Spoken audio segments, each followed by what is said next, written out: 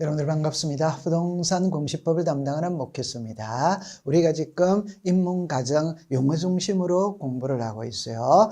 첫째 시간에 뭐를 배웠느냐 할 때 용어 정의에 크게 네 가지를 배웠어요. 하나가 지적, 소관청, 두 번째가 지적, 공부, 세 번째가 토지의 표시, 네 번째가 토지 이동입니다. 그럼 이 토지의 표시는 소재, 지번, 지목, 면적, 경계, 좌표예요. 그럼 이번 시간에는 지목을 공부를 하도록 합니다. 여러분들 이 지목은 그냥 결론을 딱 이야기하면 지적 파트에서 일동으로 중요한 게 지목입니다. 지목은 무조건 시험에 출제를 하는데 이게 이제 두 문제가 나오느냐 한 문제가 나오느냐 그게 문제이지 무조건 출제를 합니다. 그러면 한마디로 딱 표현하면은 지목이 무엇인데 이라면은 그냥 이거예요. 토지의 종류예요. 토지의 종류. 그러면 우리나라 지목의 종류는 28개입니다. 이 28개를 국가가 딱 정해놓은 거예요. 그러면 그렇게 정하는 이유가 뭔데 일어날 때 법에는 이렇게 놓습니다. 토지를 효율적으로 관리하고 그 토지에 대해서 세금을 부과하기 위해서 그 토지가 사용하는 용도에 따라 분류를 해서 지적공부에 등록한 걸 지목이라고 합니다. 그러면 그냥 가장 쉽게 표현해 보면 토지의 종류를 왜 분류해 놨냐? 세금 때문에 그렇습니다. 세금. 그럼 여러분 상식적으로 우리가 살고 있는 집은 지목이 됩니다. 그런데 산 있죠. 그럼 지목이 임야입니다. 그러면 산에 세금하고 집에 세금하고 세금은 당연히 달라야 되겠죠. 그래서 세금을 부과하기 위해서 토지의 종류로 분류해놨다. 이렇게 생각하면 돼요. 그 다음에 이 지목 설정의 원칙이 나오잖아요. 이 원칙은 그냥 간단하게 이렇게 합니다. 1필지마다 하나. 여러분들 토지의 종류는 필지마다 하나밖에 없는 거예요. 여기서 필지라는 말이 나오죠. 우리가 만약에 토지가 이렇게 있다면 이거를 사람을 이야기할 때는 1명, 2명, 3명, 4명, 사과를 이야기할 때는 1개, 2개, 3개, 4개, 토지를 이야기할 때는 1필지, 2필지, 3필지, 4필지. 그래서 토지의 등록 단위는 필지라고 부르는 겁니다. 필지. 그러면 하나 필지마다 지목은 하나입니다. 그럼 여기에 필지가 하나 있죠. 그럼 지목은 한 개밖에 안 하는 거예요. 지목이 여러 개가 되면 말이 안 되죠. 그죠? 두 번째, 1필지가 둘 이상의 용도로 활용될 때는 주된 용도. 여러분들이 나중에 법을 공부하다 보면 주가 있으면은 종이 있죠. 그죠? 그래서 종은 주를 항상 따라다니죠. 그죠? 그러니까 주가 되는 걸 우선으로 한다. 됐죠? 그러면 3번에 일시적, 임시적인 용도 변경은 지목을 변경하지 않는다. 여러분들, 임시로 사용하는 토지는 지목을 변경하지 않아요. 그럼 예를 들어서, 여기에 지목이 만약에, 자, 예를 들어서 밭입니다. 그러면 지목이 전이거든. 근데 여기에 고속도로가 생기는 거예요. 그럼 고속도로가 생기니까 자재물을 쌓아놓는 창고가 필요해. 그러면 이 밭을 1년 동안 빌려서 창고로 사용하고 있어요. 그럼 우리나라 지목에 창고용지라는 지목이 있습니다. 창고용지. 그러면 자, 요게 1년 동안 밭을 빌려서 창고로 사용하거든. 그럼 지목이 창고용지로 변경이 되느냐? 지목은 그대로 전으로 있느냐 이 말입니다. 일시적, 임시적으로 사용하는 것은 지목을 변경하지 않습니다. 언제나 저기는 지목이 창고용지가 아니라 지목은 그대로 전이 되는 거예요. 그래서 이 1, 2, 3번은 그냥 가볍게 넘어가면 돼요. 자, 그 다음에 지목의 종류가 나오죠. 그럼 이거는 이제 시험에 4년에 한 번씩 출제를 하거든. 그냥 이렇게 출제를 하는 겁니다.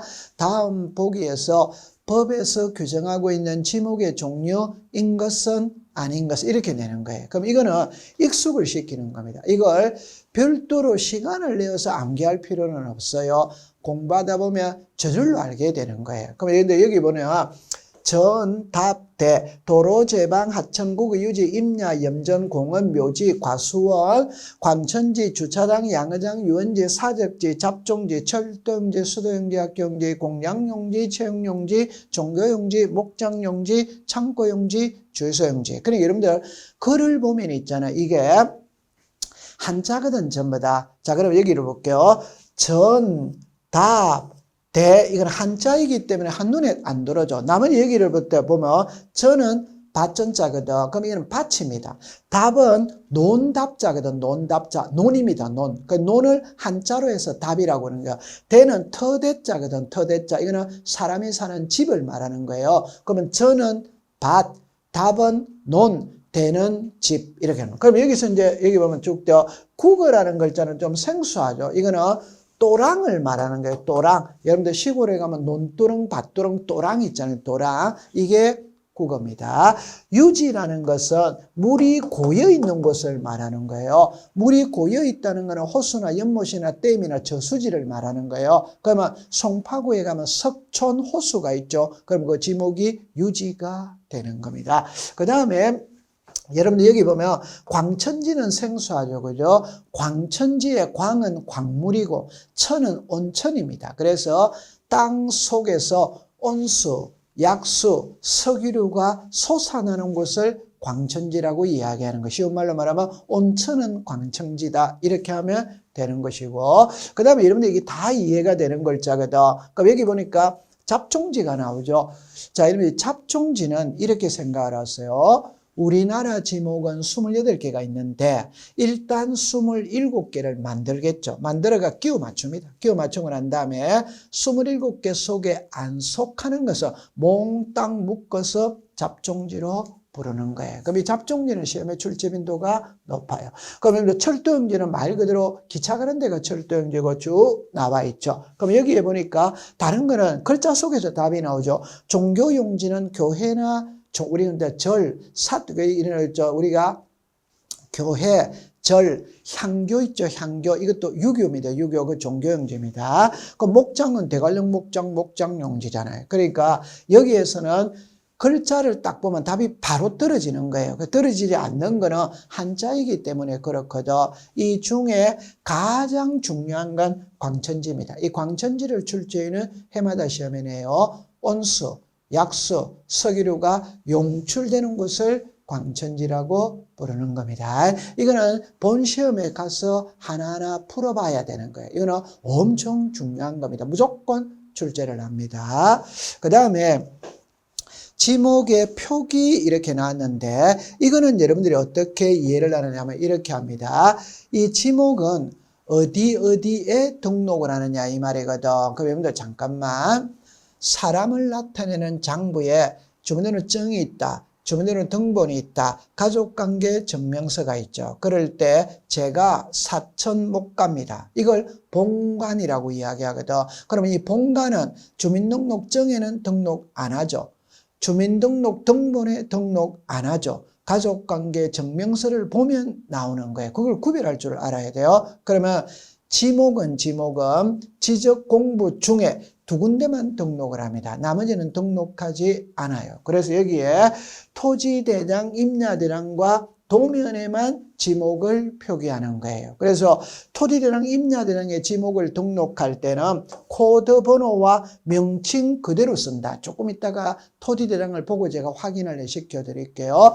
여기서 코드 번호라는 것은 우리나라의 지목의 종류는 28개가 있거든. 그럼 28개의 번호를 붙이겠죠. 1, 전, 2, 답, 3, 과수원, 4, 임야, 5, 목장용지 이렇게 번호를 붙여요. 이걸 코드 번호라고 이야기합니다.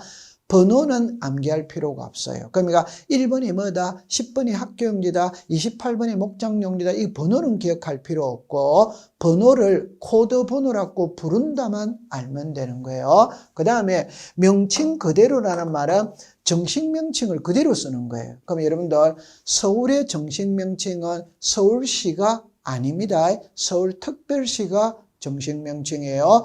전북은 정식 명칭이 아닙니다. 전라북도가 정식 명칭입니다. 그러면 지목이 학교용지만 토지 대장에는 학교 용지, 주유소 용지만 주유소 용지 글자를 그대로 쓴다면 그대로. 그러나 도면에는 부호로서 쓰는 거예요. 그럼 여기서 부호로서 쓴다는 거는 간단하게 이렇게 합니다. 그럼 만약에 이게 도면이거든. 그럼 이렇게 도면이 나와 있어요. 그럼 여기 보니까 학이라는 말이 나오는 거라. 그럼 여기는 철이라는 말이 나오는 거라. 그럼 여기는 수라는 말이 나오는 거라. 그러면 여기에 보니 학 이래 나왔죠. 이건 학교 용지입니다. 학교 용지. 철 이래 나오죠. 이거는 철도 용지입니다. 철도 용지. 수 이라면은 수도 용지예요. 그럼 여기서 하나 알아야 될 게 학교 용지 이렇게 나오잖아요. 철도 용지 이렇게 나오죠. 수도 용지 이렇게 나오죠. 그럼 요 첫 글자를 쓴다 이 말입니다. 됐죠? 자, 그럼 여기서 이제 우리가 알아야 될 거.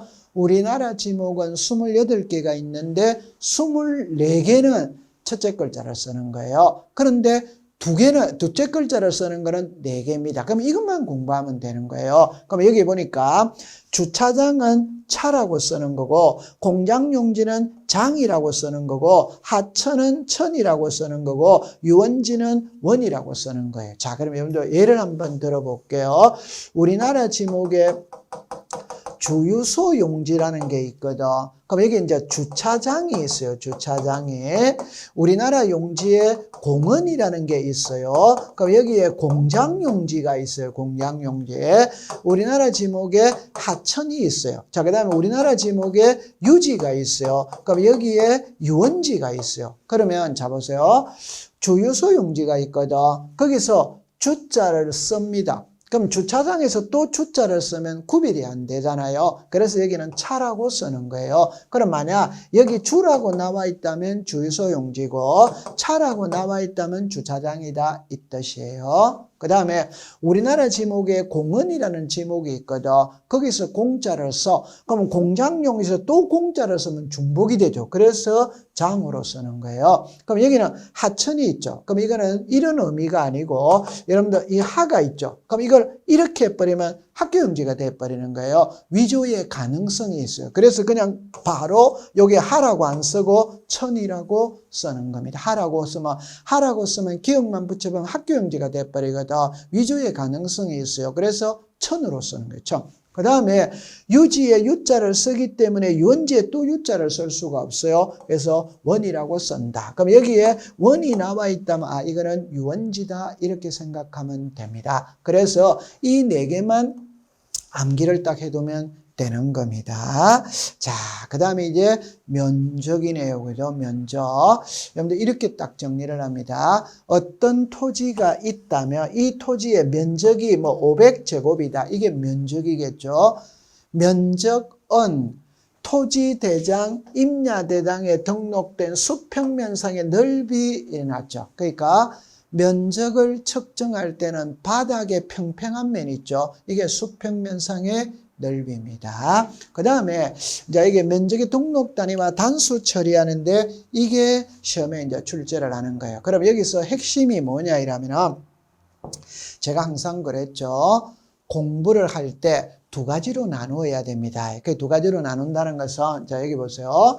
1000분의 1과 6000분의 1의 도면의 축척을 사용하는 지역과 경계천 자비도노불을 비치하는 지역과 600분의 1의 도면의 축척을 사용하는 지역 2개로 나누는 거예요. 그럼 이걸 그림으로 만약에 이렇게 한다면 이렇게 되는 겁니다. 그럼 예를 들어서 600분의 1과 경계점 자비도노불을 비치하는 지역이 있고 1000에서부터 6000분의 1의 도면의 축척을 사용하는 지역이 있다면 여러분들 다음 시간에 가면은 도면의 축척을 배웁니다. 도면을 그릴 때 실크기 그대로 도면을 그린다면 강남구 삼성동의 도면을 그릴 때 실크기 그대로 도면을 그린다면 삼성동만은 종이 자체가 없습니다. 줄여서 그래야 돼요. 이게 도면의 축척이거든. 그럼 우리나라에서 사용하는 법정 도면의 축척은 7개입니다. 500, 600, 1000, 1200, 2400, 3000, 6000분의 1, 7개예요. 이걸 2개로 나누는 나누는 거예요. 나누면은, 자, 600분의 1과 경계점 자배선의 볼을 비치하는 지역과 1000분의 1에서부터 6000분의 1의 도면의 축적을 사용해 두 개로 나누는 거예요. 그럼 나중에 본 과정에 가서 배우게 될 텐데, 여기는 있잖아요. 최소가 0.1이에요. 여기는 최소가 1이에요. 이 말은 0.1제곱미터 미만일 때는 전부 다 0.1로 등록해라. 이 말. 여기는 최소가 1이라는 말은 1제곱미터 미만일 때는 1제곱미터로 등록해라. 그럼 만약 어떤 지역이 있는데 이 지역의 면적을 측정해 보니까 0.03으로 나왔어요. 그럼 이 토지가 600분의 1의 도면의 축적을 사용한다면 0.1로 등록해라. 0.03은 0.1보다 적죠? 그럼 0.1로 등록해라. 만약에 이 토지가 경계점, 여기 있는 1000분의 1입니다. 1000분의 1일 때는 최소가 얼마입니까? 1. 그럼 여기 0.03으로 나왔다면 여기서는 1로 등록을 하는 거예요. 그럼 이걸 만약 문제를 낸다면 600분의 1의 도면의 축척을 사용하는 지역에서 면적 측정의 결과 0.03제곱미터로 나왔다면 토지 대장에는 0.1제곱미터로 등록한다. 이렇게 문제를 내는 거예요. 그럼 보죠. 1000분의 1의 도면의 축척을 사용하는 지역에서 면적 측정의 결과 0.03제곱미터로 나왔다면 토지 대장에는 1제곱미터로 등록한다. 이렇게 말하는 거예요. 자, 그 다음에 이렇게 딱 하면은, 여기는 최소가, 자, 여기는 등록도 아닙니다. 제곱미터 이하 한 자리까지 등록을 하는 거예요. 여기는 제곱미터까지 등록을 한다. 그러면 이게 무슨 말이냐, 이러면은, 만약에, 여러분들 이렇게 한번 해결을 해 볼게요. 자, 볼게요. 여기에 가면은, 자, 이 그림을 보면 이제 계산하는 게 나오거든. 자, 보세요. 여기에 600분의 1과 경계점 자배선의 볼을 비치하는 지역과 1000분의 1에서부터 6000분의 1이잖아요. 그러면 여기는 제곱미터 이하 한 자리라고 그랬거든. 그럼 제곱미터 이하 한 자리라는 거는, 자, 여러분들 여기 327.67이죠. 요 6이 제곱미터 이하 한 자리입니다. 그러면 여기까지 등록을 한다. 따라서 7을 반올림하는 거예요. 이게 이제 우리가 0.05죠. 그죠? 그럼 0.05보다 크면 올리는 거고, 미만이 되면 버리라 이 말입니다. 그럼 7은 5보다 크죠? 그럼 올려야 되죠. 그래서 이게 7이 되는 거예요. 그러면 여기는 3이죠. 그럼 5보다 적죠? 그럼 이거 버리면 되는 거죠. 그래서 2가 되는 거예요. 그럼 이게 만약에 1000분의 1에서부터 6000분의 1이라면 어디까지 등록하느냐? 제곱미터까지 등록하거든. 제곱미터라는 거는 우리말로 말하면 자연수까지 등록을 하는 거예요. 그 말은 여기까지 등록을 한다 이 말이에요. 그러면 이걸 반올림해라 이 말이에요. 그럴 때는 이제 0.5죠. 그럼 6은 0.5보다 크죠? 그럼 올려야 되겠죠. 그러면 7이 되는 거죠. 4는 5보다 작죠? 버리면 되죠. 그래서 367이 나오는 거예요. 그래서 나중에 이 부분을 시험에 이제 출제를 하거든. 그럼 정리를 딱 할 때 600분의 1과 경계점 자배선의 볼을 비치하는 지역에서는 최소가 0.1 제곱미터 이하 한 자리 단위까지 등록한다. 여기는 최소가 1 제곱미터 단위까지 등록한다. 이걸 기억해 두면 되는 겁니다. 자, 그 다음에 이제 경계로 가볼게요. 자, 보세요. 토지의 표시, 소재, 지번, 지목, 이게 경계입니다. 경계. 여러분들 이 경계는 그냥 간단하게 이렇게 보면 돼요. 만약에 자, 이렇게 되어졌죠. 이게 도면이거든. 그러면 이게 갑의 땅, 을의 땅, 병의 땅, 정의 땅, 무의 땅이라면 이게 경계다 이 말입니다. 경계. 맞죠? 자, 그러면 경계는 도면에서는 선으로 나타낸다. 여러분들 이게 선이잖아요. 선. 이게 선입니다. 선으로 나타내죠. 그런데 여기 보니까 지상경계죠. 지상경계라는 말은 땅 위에서 옆집하고 우리 집하고 경계 표시가 뭐냐? 그거는 담장이잖아요. 담장, 논두렁, 밭두렁, 울타리, 뚝이 경계가 되는 거예요. 그럼 정리를 하면 도면상의 경계는 선으로 표시를 하고 땅에서 경계는 뚝이다, 담장이다, 논두렁, 밭두렁이다 이렇게 생각하면 되는 겁니다. 자, 그 다음에 이제 여기 보니까 경계 결정의 기준 이라거든. 이거는 이제 출제인이 시험 문제 출제를 하는 거예요. 할 때 만약 시험장에 가서 그림으로 출제를 하느냐, 문자로 출제하느냐, 문자로 출제를 합니다. 그림으로 출제하는 게 아니에요. 그러면 여러분 여기에 보니까 이렇게 나와 있죠. 경계 결정의 기준을 보세요. 연접되는 토지 간의 높낮이의 차이가 없는 경우에는 중앙이 경계다. 있는 경우에는 하단부가 경계다. 여기 절토된 경우에는 상단부가 경계다. 해면 또는 수면에 접하는 경우에는 최대만조의 최대만수의 공유수면 매립지의 제방의 경우에는 바깥쪽 어깨 이거를 이제 암기를 하는 거예요. 그럼 이걸 그림으로 만약에 본다면은 자 보세요. 자 보세요. 여기에 이렇게 이야기합니다. 여러분들 이 그림을 그냥 간단하게 말하면 이렇게 볼게요. 자 예를 들어서 여기에 이제 토지가 이렇게 있어요. 그럼 이렇게 있다면 자 이렇게 볼게요. 이렇게 토지가 있거든. 그럼 이게 갑의 땅입니다. 이게 갑의 땅입니다. 그럼 여기 논두렁 밭두렁이 있겠지. 논두렁 밭두렁이 있겠죠. 그러면 연접되는 토지 사이에 높낮이가 없다는 말은 평평한 땅이라면 평평한 땅. 그러면 이 논과 이 논의 경계는 이 중앙이 경계다. 이 논두렁 밭두렁의 중앙이 경계다. 이 말입니다. 그럼 연접되는 토지 사이에 높낮이가 있다는 말은 여러분들 보세요. 이게 높낮이잖아요. 이게 높낮이.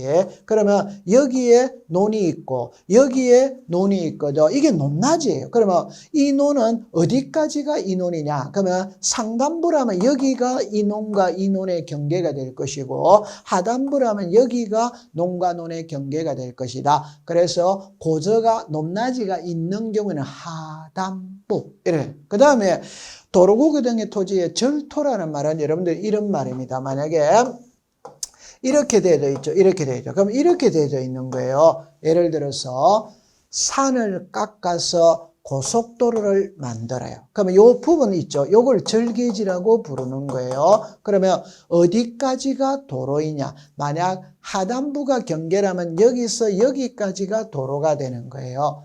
상단부가 경계라면 여기서 여기까지가 도로가 되는 거예요. 이때는 상단부가 경계가 되는 겁니다. 자, 그 다음에 해면 또는 수면에 접하는 경우 이렇게 나와 있죠. 그럼 이거는 무슨 말이냐면 이렇게 생각해 보면 돼요. 여기가 바다입니다. 바다. 그럼 여기가 육지입니다. 육지.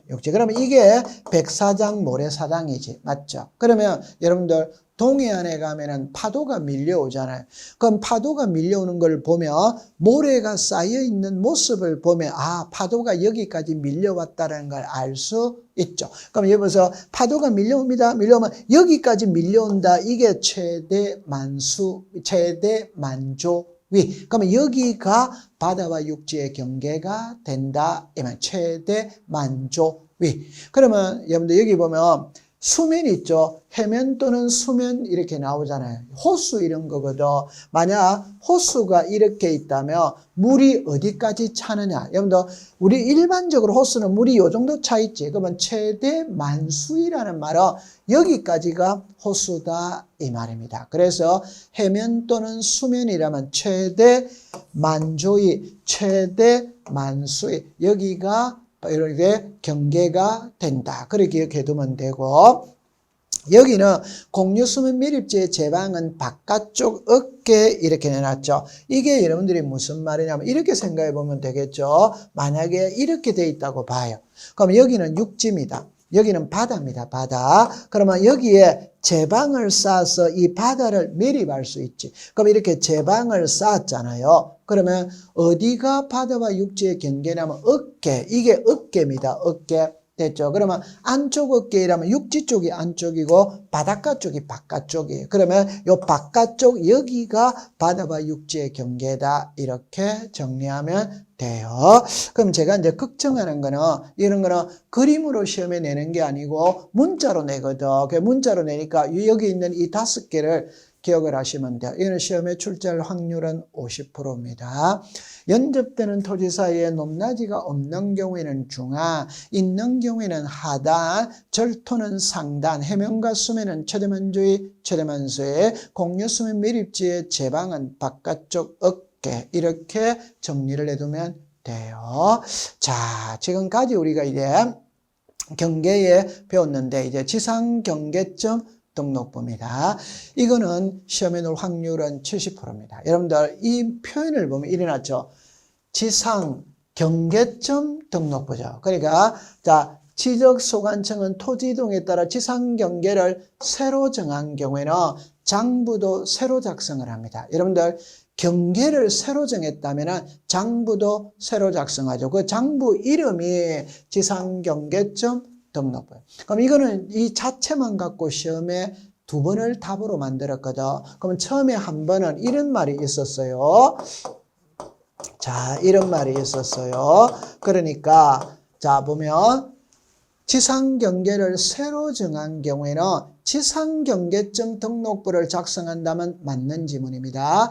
경계점 자비등록부를 작성한다면 틀린 중이니까 글자를 탁 바꾸는 거예요. 여러분들 어렵게 생각하면 안 됩니다. 장부가 예를 들어서 경계를 새로 정했어. 그럼 새로 정했으니까 장부도 새로 만들어야지. 그게 지상경계점 등록부예요. 그 다음에 이제 시험에는 부자가 들어갔죠. 여러분들 가계부, 등기부, 출석부, 이 부자가 들어가는 것은 장부입니다. 그러면 출제인이 문제를 낼 때는 그 장부에 등록되는 사항을 시험에 내는 거예요. 그럼 제가 하나 예를 들어보면 잠깐만 조금 있다가 바로 배우게 될 텐데 사람의 주민등록증이 있어요. 그럼 주민등록증이 있다면 성명, 주소, 주민등록번호, 발행기간, 발행일자, 직인, 사진 이래 나오잖아요. 그럼 이게 등록사항이에요. 그러면 성명, 주소, 주민등록번호, 발행일자, 발행기간, 직인, 사진 이게 등록사항이에요. 아니 저런 게 어떻게 시험 문제가 되느냐? 지적에서는 저런 게 시험 문제입니다. 그러니까 등기부에 등록되는 사항, 지적공부에 대장에 등록되는 사항, 경계점 자비등록부에 등록되는 사항, 지상경계점 등록부에 등록되는 사항, 그게 쉬운 문제예요. 아, 시험에 저런 거를 내는구나 이렇게 생각하면 돼요. 그러면 여기에 지상경계점 등록부에 등록되는 사항이거든. 자, 보세요.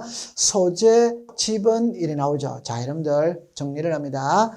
사람을 나타내는 모든 장부, 그게 주민등록증이든 면허증이든 주민등록등본이든 주민등록 초본이든 가족관계 증명서든 여권이든 사람을 나타내는 모든 장부에 성명, 주소, 주민등록번호는 써야 되잖아요. 그러면 토지를 나타내는 모든 장부에 소재지번은 다 써야 돼요. 이 소재지번이 서울특별시 강남구 삼성동 100번지 이거는 써야 된다. 그러니까 지상경계점 등록부에도 소재지번을 등록해요. 그 다음에 이제 지목입니다. 그 다음에 이거는 이제 나중에 이제 우리가 외워야 돼요. 그럼 여러분들 보세요.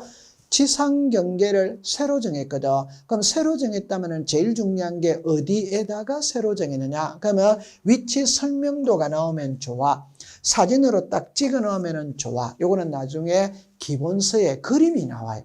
그 그림을 갖고 확인하면 됩니다. 그럼 여기서 입문 과정에서 우리가 알아야 될 건, 아, 저런 걸 시험에 내는 거구나. 그러면 저런 거는 우리가 나중에 그림을 보고 이해하고 암기를 해야 되는구나. 그걸 느끼고 가면 되는 겁니다. 자, 그래서 우리가 이제 1장은 공부가 되어진 거예요. 자, 그 다음에 이제 지적 공부입니다. 첫째 시간에 제가 이렇게 말했죠.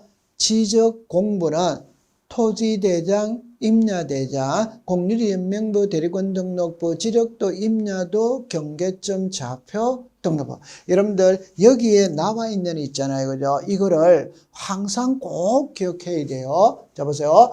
지적 공부이라면 대장, 도면, 경계점 자배등록부, 대장의 종류, 토지대장, 임야대장, 공유리연명부, 대리권 등록부, 지적도, 임야도, 경계점 자배, 이게 입속에서 놀고 있어야 돼요.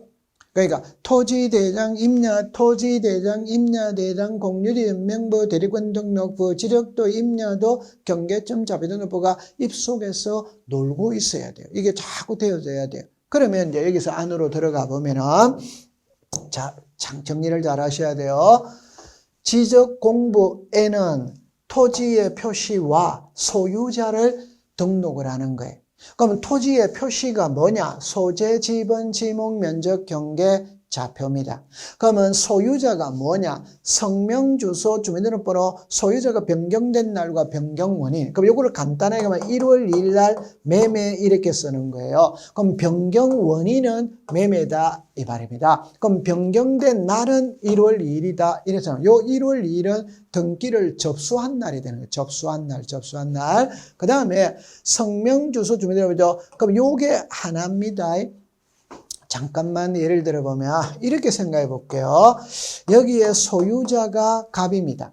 그럼 갑이 을에게 소유권이 넘어가죠. 넘어가면 요 을의 성명, 주소, 주민등록번호 1월 2일 날 매매 요까지 써야 된다 이 말이에요. 그러면 이게 성명, 주소, 주민등록번호, 변경 일자, 변경 원인 이게 하나입니다. 하나. 자, 그 다음에 소유권의 지분이 있죠. 이 소유권의 지분은 단독 소유일 때는 지분이라는 게 100%니까 표시를 안 하겠죠. 여기서 소유권의 지분은 공동 소유일 때 쓰는 말입니다. 단독 소유일 때는 지분을 표시하는 게 아니에요. 공동 소유일 때 남편과 아내가 이 아파트가 공동 명의로 돼 있다. 그러면 남편이 뭐 예를 들어서 3분의 2, 아내가 3분의 1, 아니면 뭐 2분의 1, 2분의 1 그게 지분입니다. 그러면 여러분들 이 토지의 표시와 소유자를 지적공부에 등록을 하는 거예요. 그럴 때 이제 자 보세요. 지적공부의 종류는 7개입니다. 크게. 그런데 토지대장과 임야대장은 양식이 같습니다. 지적도와 임야도는 양식이 같습니다. 그러니까 모양이 같아 이 말이에요. 여러분들 호주머니에 주민등록증이 있죠. 그럼 대한민국 국민이 가지고 있는 주민등록증의 양식은 똑같이, 여권 있죠. 양식은 똑같이, 여러분들 주민등록 등본 있죠. 양식은 똑같은 거예요. 그러니까 토지대장하고 임야대장은 양식이 동일합니다. 지적도와 임야도는 양식이 동일합니다. 나머지는 다 달라요. 그래서 토지대장으로 묻든 임야대장으로 묻든 답은 동일하다. 지적도로 묻든 임야도로 묻든 답은 동일하다. 이렇게 생각하면 되는 거예요. 그러면 이제 안으로 한번 들어가 볼게요. 자, 여기에 토지대장이거든. 여러분들 토지대장의 모양이 이렇게 생긴 거예요. 그럼 이렇게 생겼다 이러면 이게 시험 문제예요. 그러면 이제 볼게요. 토지대장에는 자 보세요. 고유번호를 등록한다, 소재를 등록한다, 지번을 등록한다, 축척을 등록한다, 지목을 등록, 면적을 등록, 토지동 사유를 등록한다, 소유자를 등록한다, 도면번호, 장번호를 등록한다. 이런 걸 암기하는 게 시험 문제입니다. 아, 저런 것들도 시험 문제가 되는구나. 저게 시험 문제예요. 저게 여러분들이 아까 전에 지적 공부 있죠. 해마다 시험 문제 출제를 하는 겁니다. 그러면 이걸 다 외우기는 어려워요. 그럴 때 여러분들이 제가 암기하는 방법 하나만 딱 정리를 할게요. 답은 지적 공부의 가장 기본은 토지대장, 임야대장이에요. 그러면 답만 딱 하면 먼저 써놓고 할게요. 세금입니다. 그러니까 세금을 부과할 때 무엇을 기준으로 하느냐 이 말이에요. 그거는 토지대장을 보고 임야대장을 보고 세금을 부과하는 거예요. 자, 그러면 이러면 딱 해보면 이제 답 나옵니다. 세금을 부과하기 위해서는 소유자를 알아야 돼요? 몰라야 돼요? 알아야지. 맞아요? 세금을 부과하기 위해서는 자, 여기를 조금 올려볼게요. 세금을 부과하기 위해서는 자, 보세요. 맨 아래에 공시지가가 나오죠. 여러분들 세금을 부과하기 위해서는 공시지가를 알아야 되잖아요. 그 다음에 이제 여기 보세요. 세금을 부과하기 위해서는 지목을 알아야 되죠. 지목이 밭의 세금하고 집의 세금하고 세금이 다르잖아요. 자, 세금을 부과하기 위해서는 면적을 알아야 되잖아요. 그러니까 토지대장, 임야대장에는 머릿속에 세금만 딱 머릿속에 갖고 있으면 돼요. 그래서 세금을 부과하기 위해서는 소유자를 알아야 되고 공시지가를 알아야 되고 지목을 알아야 되고 면적을 알아야 된다. 따라서 토지대장에는 소유자, 지목, 면적, 공시지가를 등록한다. 이러면 되는 거예요. 자, 그 다음에 나중에 이것까지 외워야 돼요. 토지 이동 사유죠. 이게 여러분들 보세요. 여기에 신규 등록이다, 분할이다, 지목 변경이다, 합병이다. 이게 토지 이동 사유예요. 그럼 여러분들이 처음 해보니까 제일 먼저 신규 등록이 나오죠. 제가 앞 시간에 신규 등록은 사람으로 치면 출생신고하는 거예요. 그러니까 모든 토지는 지도공부에 등록을 다 해야 되거든요. 이 처음으로 등록하는 걸 신규 등록이라고 하는 겁니다. 그럼 여기 보니까 지목이 전이죠. 그럼 이게 01이 코드 번호입니다. 그러니까 우리나라 지목 28개 중에 1번이 전이다 이 말이에요. 그럼 이게 신규 등록이죠. 그럼 여기 보세요. 전이죠. 지목은 변하지 않았잖아요. 면적이 300에서 150이죠. 그럼 150은 떨어져 나갔죠. 그게 분할했다 이 말. 자, 그 다음에 여기 면적은 150은 변함이 없죠. 그러니까 여기 전에서 도로잖아요. 지목이 바뀌었죠. 이게 무슨 변경이다? 지목 변경이에요. 그럼 여기 도로, 지목은 변함없죠. 면적이 150에서 200이니까 50이 플러스 됐잖아요. 그러면 옆에 있는 토지와 합병을 했다 이 말입니다. 그러면 이런 거를 외우는 게 아니라 이런 거 제목을 토지이동 사유라고 이야기를 합니다. 그럼 나중에 꼭 기억할 때 토지대등, 임야대등은 세금, 그러면 소유자를 알아야 된다, 지목을 알아야 된다, 면적을 알아야 된다, 공시지가를 알아야 된다. 그 다음에 토지 이동 사유를 알아야 된다. 그거를 정리해 두시면 돼요. 자, 그 다음에 이제 두 번째는, 자, 여기 이제 이렇게 나오죠. 등록상 그렇게 공부해 두시면 되고, 공유지 연명부가 나오죠. 자, 여러분들, 공유지 연명부와 대지권 등록부는 공동 소유일 때 지분을 공시하는 겁니다. 그러니까 이것만 딱 기억해 두면 됩니다. 옆에 지분이죠, 그죠? 지분 이렇게 나오잖아요. 그럼 지분이 나오면은, 자, 여기에 글자를 잠깐 놔보면은, 여기에 소유권의 지분 이래 나오죠. 그럼 이것만 딱 암기하고 있으면 되는 거예요. 공유지 연명부는 소유권의 지분을 공시한다. 그럼 이거는 크게 중요한 게 아니에요. 그럼 이제 시험에 이게 중요해요.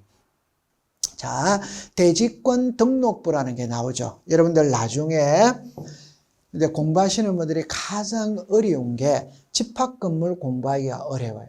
집합건물은 아파트거든. 그럼 아파트가 공부하기가 힘들어요. 거기서 대지권이라는 말이 나와요. 그럼 여러분들 이 글자를 한번 볼까요? 대지권이라는 말이 나오죠. 그러면 간단하게 말하면 대지는 땅이거든. 권리는 권리입니다. 그럼 토지에 대한 권리가 대지권이다 이 말이에요. 그럼 여기서 대지권의 비율이라는 말이 있어요. 자, 제가 이렇게 이야기를 해볼게요. 자, 이렇게 해볼게요. 이렇게 되어졌죠. 그러면 여기에 사는 주민들은, 아파트 주민들은 이 땅을 사용할 수 있어요. 이 땅을 사용한다는 걸 법률용어로 대지사용권입니다. 대지사용권. 이 대지사용권은, 자, 소유권으로 사용하느냐, 지상전세 임차권으로 사용하느냐, 즉, 대지사용권의 소유권이라는 말은 땅 주인과 건물 주인이 같다라는 말이에요. 대지사용권의 지상전세 임차권이라는 말은 땅 주인과 건물 주인이 다르다는 겁니다. 그러면 우리는 일반적으로 땅 주인과 건물 주인은 동일하지. 그러면 대지사용권은 일반적으로 소유권입니다. 그럼 이 소유권은 여기에 사는 주민들이 이 땅을 단독 소유하느냐, 공동 소유하느냐, 공동 소유하는 거예요. 그럼 공동 소유하니까 지분이 있겠죠. 이거를 101호 5000분의 77, 102호 5000분의 77. 자, 여러분들 여기에 5000이 이 아파트 땅의 면적이 5000이고 그 중에 101호가 77만큼 지분을 가지고 있다. 요거 이해되죠? 이걸 대지권의 비율이라고 말하고 이 대지권의 비율을 기록해 놓는 장부가 대지권 등록부다. 이래 생각하면 되는 겁니다. 그럼 여기서 우리가 이제 알아야 될 거, 대지권 등록부에서는 대지권의 비율, 건물의 명칭, 전유 부분 건물의 표시 이거를 알아야 돼요. 여러분들 너무 쉬운 거예요. 한번 해볼게요. 서울특별시 강남구 삼성동 100번지 이게 소재지, 이게 지번이지.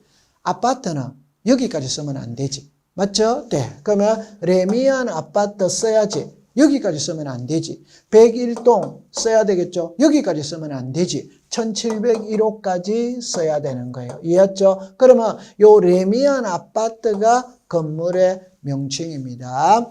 1701호 있죠? 이게 전유 부분 건물의 표시. 그러면 대지권 등록부에서는 나중에 요 세 글자를 기억하는데, 여러분 여기 봅니다. 이거 대지권이잖아요. 이거 대지권이잖아요. 그러니까 출제위원이 시험 문제를 낼 때 대지권의 비율이 무엇이냐라는 시험 문제는 없습니다. 대지권의 비율을 어디에다가 등록하느냐고 내는 거예요. 글자가 같잖아요. 그럼 외울 필요가 없는 거예요. 그러면 이 두 개만 기억해두면 돼요. 그래서 건물의 명칭과 전유 부분 건물의 표시는 대리권 등록부에 등록한다. 요거를 기억해두면 되는 겁니다. 자, 그 다음에 이제 도면이 나오는데, 자, 여러분들 이제 이렇게 한번 해볼게요. 자, 이거는 도면이거든. 여러분들 이게 도면이에요. 그럼 이제 보면은 이 도면은 시골 도면입니다. 시험하고는 관계가 없어요. 그런데 여러분들 이 도면을 한번 잠깐 보면은 이 도면하고 위에 도면하고 아래 도면하고 완전 틀리죠. 위에 도면은 왠지 모르게 꾸불꾸불하잖아요. 이건 시골이고, 이 도면은 있잖아요. 왠지 모르게 바둑판처럼 나오잖아요. 이게 도시개발 4반은지요. 이게 바로 축척 변경이나 경계점 자비도너부를 비치하는 이게 도면입니다. 도면. 그러면 여러분들 제가 이제 해독을 할 때는 어떻게 하냐면 제가 몇 가지 써놓고 해볼게요. 소재가 있고 지번이 있고 지목이 있고 그 다음에 경계가 있어요. 도면의 색인도가 있어요. 그 다음에 도면에 제명이 있어요. 제명. 그 다음에 이제 도각선과 수치가 있어요. 수치. 그 다음에 이제 좌표에 의해 계산된 경계점 간의 거리에 삼각점 지적 기준점의 위치가 있어요. 위치. 건축물 구조물의 위치가 있어. 이런 거를 이제 나중에 다 외워야 되는 겁니다. 자, 그러면 도면에는 이런 것들을 등록하거든. 그럼 여기서 소재, 지번, 지목, 경계 나오죠. 그럼 여기 보세요. 김해시 장류 일동 이게 소재입니다. 소재. 그럼 여기 보면 79의 1 있죠. 이게 지번입니다. 지번. 대가 있죠. 이게 지목입니다. 대는 집이라 이 말은 지목. 그 다음에 이게 경계지 경계. 그래서 소재, 지번, 지목, 경계. 도면의 색인도 이렇게 나오죠. 이게 도면의 색인도예요. 도면의 색인도. 그 다음에 여기 보니까 도면의 제명이 나오죠. 이게 도면의 제명이에요. 제명은 사람으로 치면 성별입니다. 성별은 남자 아니면 여자죠. 도면의 제명은 지적도 아니면 임야도 두 개밖에 없는 거예요. 지적도 아니면 임야도. 그 다음에 도각선과 수치, 이 도면의 테두리를 도각선이라고 부르고 여기 숫자들이 나와 있죠. 이게 도각선과 수치. 그 다음에 여기 보면 좌표에 의해 계산된 경계점 간의 거리가 나오죠. 그럼 만약에 여러분들이 보면은 자 보세요. 이거는 경계, 요 점이 경계점이에요. 그럼 여기에 숫자들이 나와 있죠. 숫자들이 나와 있죠. 이게 이 경계점과 이 경계점 간의 거리, 이 경계점과 이 경계점 간의 거리. 그래서 좌표에 의해 계산된 경계점 간의 거리. 그 다음에 삼각점 기준점의 위치 이렇게 나오죠. 그럼 이거는 여러분들 여기에 만약에 도면을 보니까 이런 표시가 나오더라. 도면을 보니까 이런 표시가 나오더라. 도면을 보니까 이런 표시가 나오더라. 이게